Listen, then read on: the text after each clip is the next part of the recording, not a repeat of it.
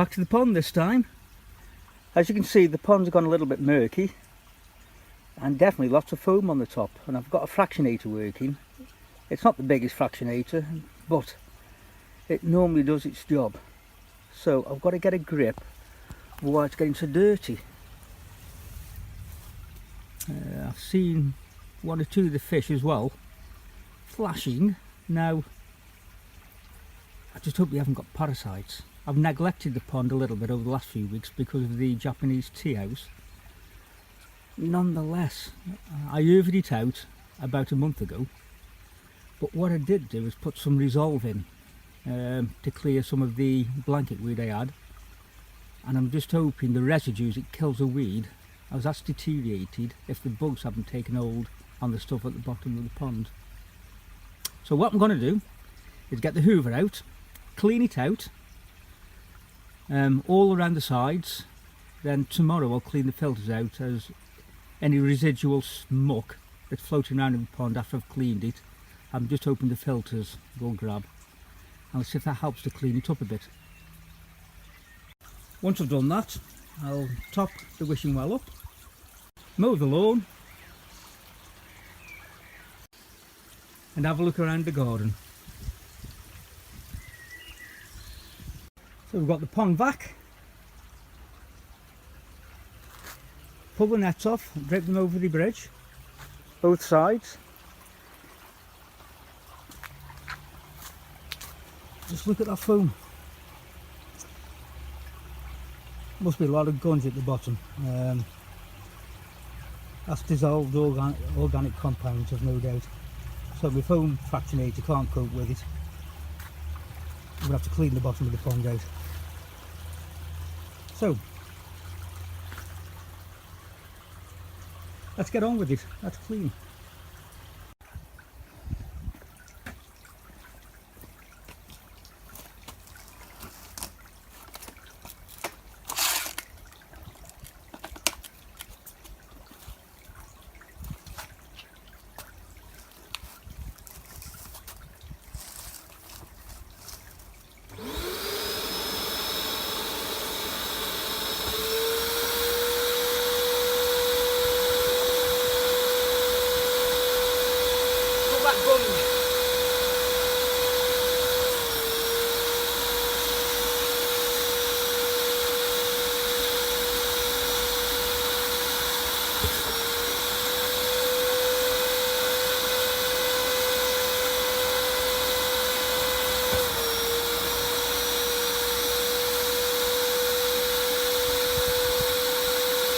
Easy way to clean out the skimmer.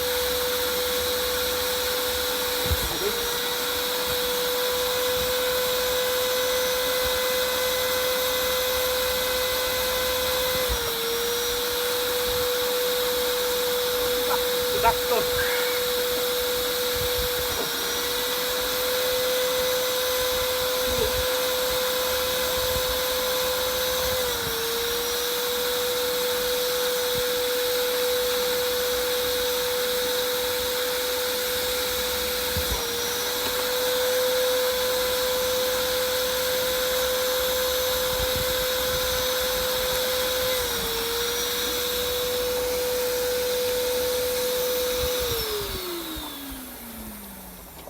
Did nothing, just hang on a bit.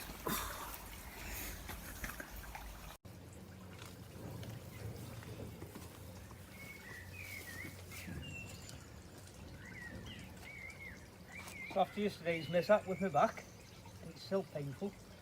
I'm not working on the tea house. I'm just going to have a potter around the garden, a bit of a clean up and a little bit of a de-weed, and then we'll have a look around the garden. Let's just see how it is. I've neglected it for the last month or two, I have to say that. I've been concentrating on the build. But yeah, let's have a look around the garden. All I'm going to do at the minute is clean up the patio.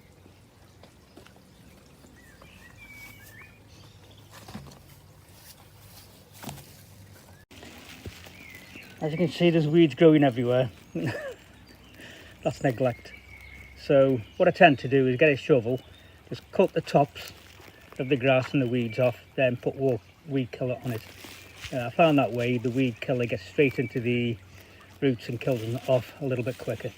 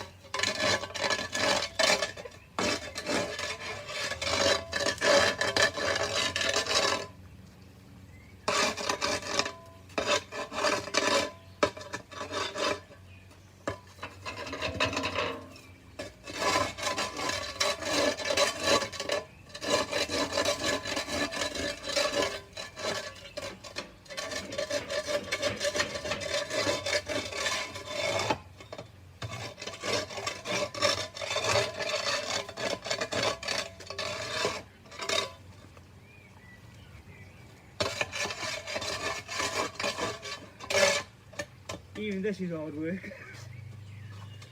I prefer to move around though, otherwise my back will just seize up.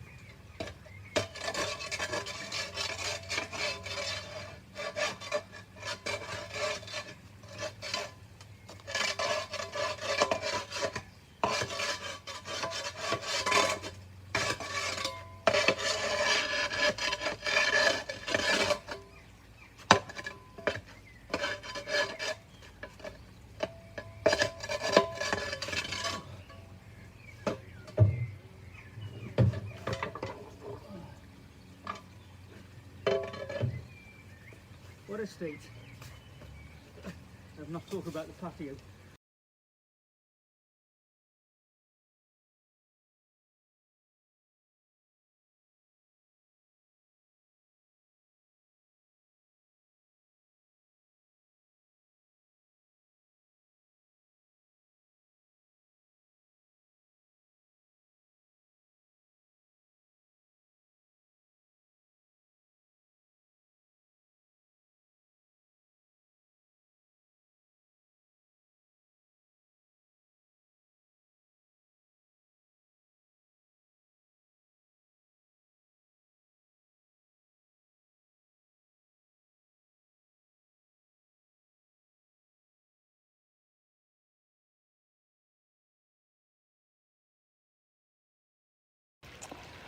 Definitely in need of a little cut, so I think that'll be the next task.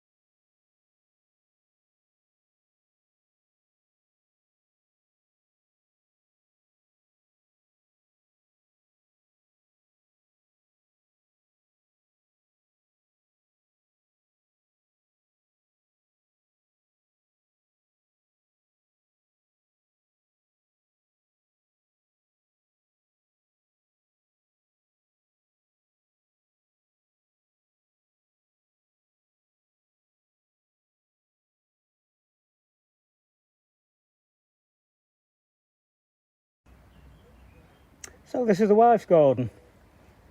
This is coming along. It used to be quite bare 3-4 years ago. She's doing some planting and it's coming along nicely, to be fair. There's a rhododendron right in the corner there. Lovely pink flowers on it when it blooms. And I'm hoping in 2-3 years time that'll fill that corner, and then coming over the wall, cascading down, that clematis, which looks lovely again in the spring. Certainly set against the acer. We had a problem with that acer a few years ago. It died completely back, and it's coming back quite vigorous. No idea what happened to it. It just lost all its leaves, it shriveled, and I thought it was dead. And 12 months later, it came back. So never give up on plants. The heucheras in the middle there, I think she's planted in the wrong position, to be honest. It's too far back. It's a border plant. It needs to come further and closer to the border. Perhaps there where those white daisy-like flowers are. But anyway, that's up to her. The black leaf plant there is a sambuca. It's a form of elderberry. Again, you'll see the one in my garden, as I call it. It's both our gardens really, but we just say mine and her garden. So who does the maintenance? But yeah, I'll show you a flowering sambucas in a minute. Okay, white rose. Another rose which has not bloomed yet, just there. And there we go. Straight down to where the pond is.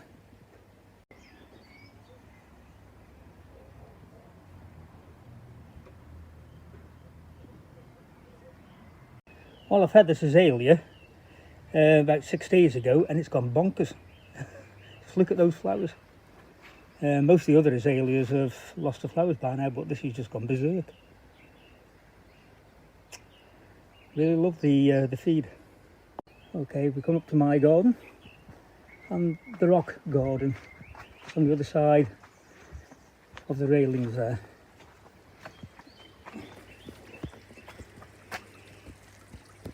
Got all sorts in there. No idea what half the plants are called. The only one that I do know is called, and it's a weed, and it's this horsetail. They're absolutely everywhere, and they are a pain in the neck.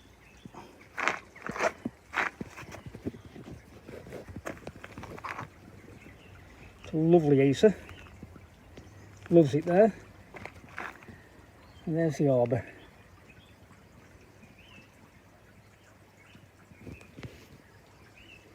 And that gives you a glimpse of the sambuca when it flowers.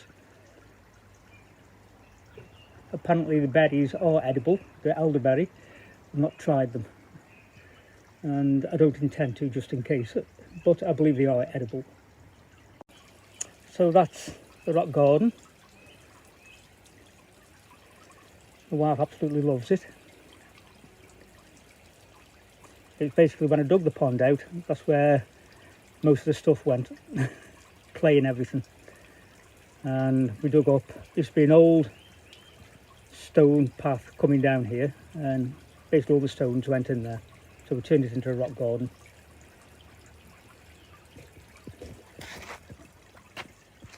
And the back of the workshop, as I call it, where the filters are kept.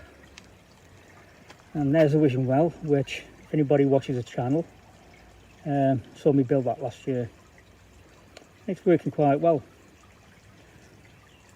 I built that roof simply to keep the leaves falling off the tree into the water.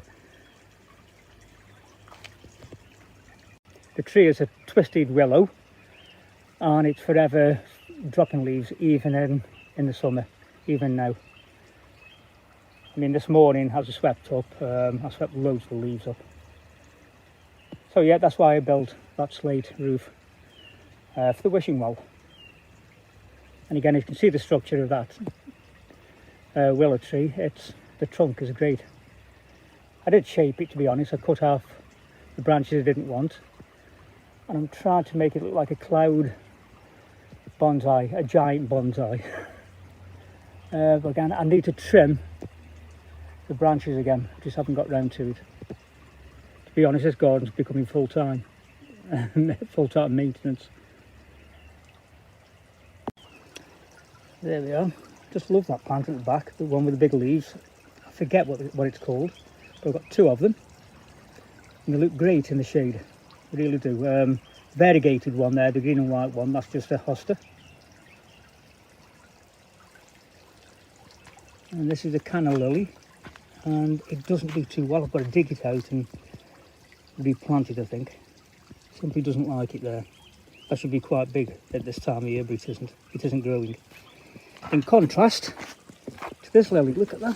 Fabulous leaves and fabulous flowers. Absolutely loves it there. In fact, I think what I might be doing in a minute is feeding all the flowers. That's a smoke bush. There we go. And of course now the pond. At the back there I've got some iris. They're starting to twist. The leaves are, which tells me they're going to flower this year. They didn't flower last year. But going back to the pond, just look at that. The foam is just unreal, and I think I've sussed it. I cleaned the pond out yesterday, as you saw earlier. That's where I did me back in. I'm starting to think it's not the pond. I think it's something to do with the koi food I'm using. Okay, so just over there, that purple leaf flower is a heuchera next to the iris.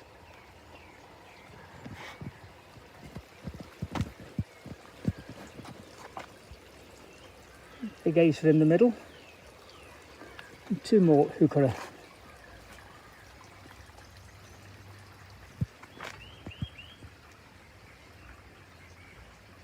And the bonsai that my wife bought me for my birthday last year. It died actually, or I thought it died, and I just put it out in the spring this year, because initially it was indoors, and it sprouted right back. So again, never give up on plants, like I said. But to the food. Now, earlier on, when I started feeding, I was feeding medicoi, and I didn't have a problem with the pond at all. Then I started to run out. I've got about a quarter bag of medicoi left, so I thought, right, I better top up. And I saw one or two online YouTubers using Shori. JDL, is it?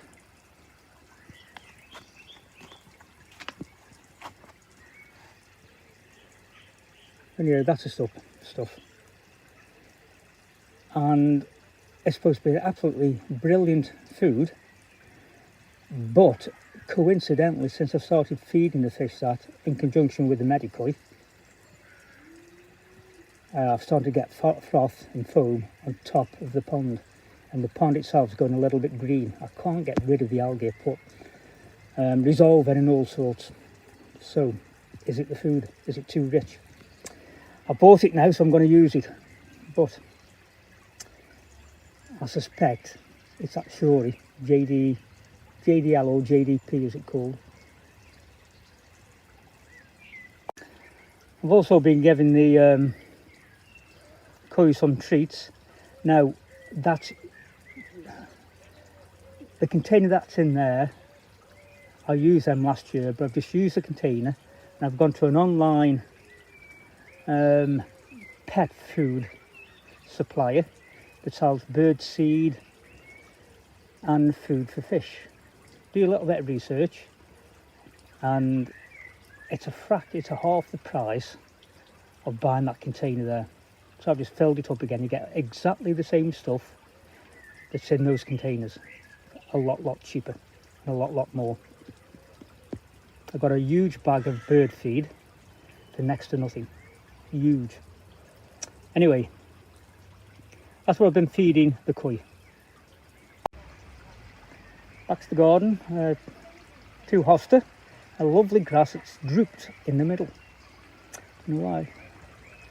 That's an acer just behind. It's quite young, the acer, so it's quite low down. But that's the pond and the fish, and it's cloudy. And I've done everything to try and clear it, and I can't clear it. And I haven't got the money for a rotary drum filter. That's the top and bottom of it. I spent it all on the tea house. The lilies have come out quite well this year. The cuy are gobbling at the leaves, but it's quite vigorous, so the cuy really haven't made a dent into it.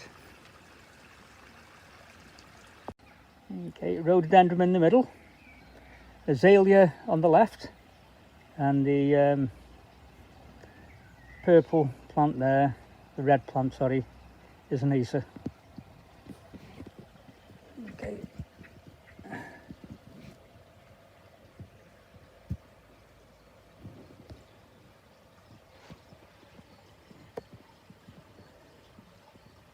That's a Chinese elm bonsai, by the way, for anybody who wants to know. And those two little lanterns, they cast lanterns. I bought them a couple of years ago from an online shop in the United States. And they shipped it over. They weren't particularly cheap. They were cheap, it was just the postage. The shipping that got me. They cost about 45 quid for the two. But they cast, they came as green and I painted them black. I didn't like the green colour of them. But they're a lovely little lantern. You can put candles in. You cast iron so you won't melt them or anything. It'll be quite nice at night when they're lit up.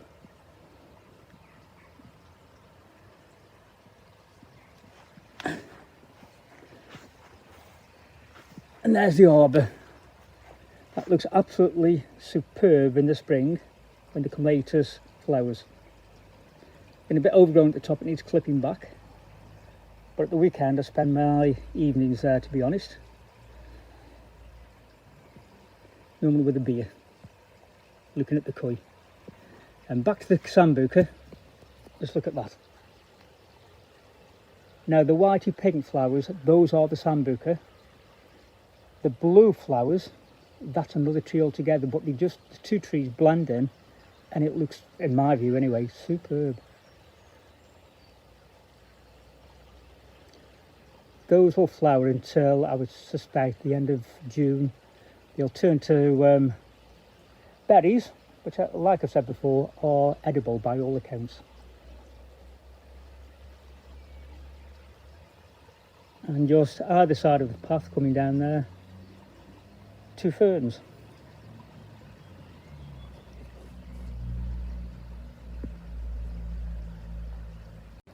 Down the side of the wall here, that's a mini kiwi fruit, and they do fruit every couple of years. It didn't fruit last year, so I'm hoping it'll fruit this year.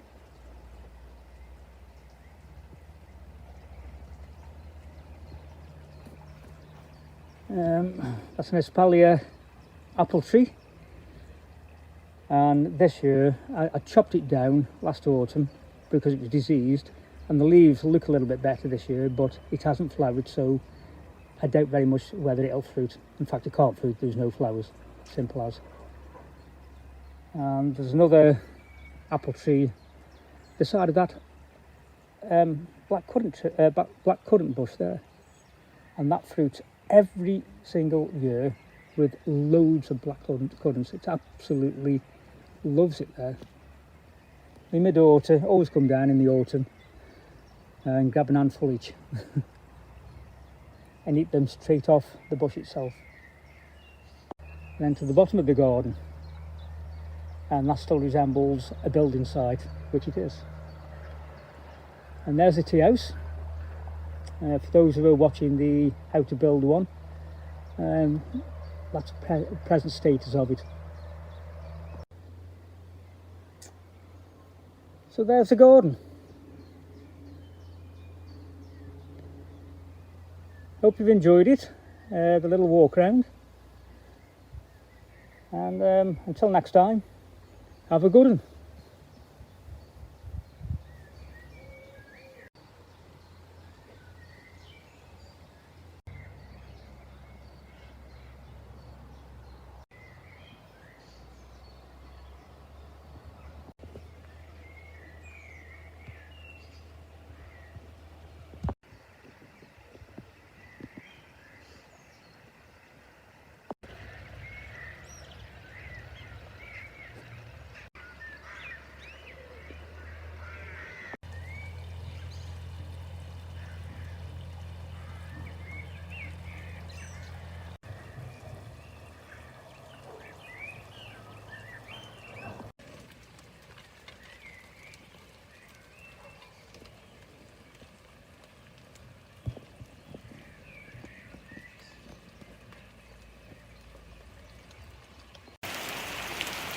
Well, the rain's coming in, so that's me gone. I'm going inside.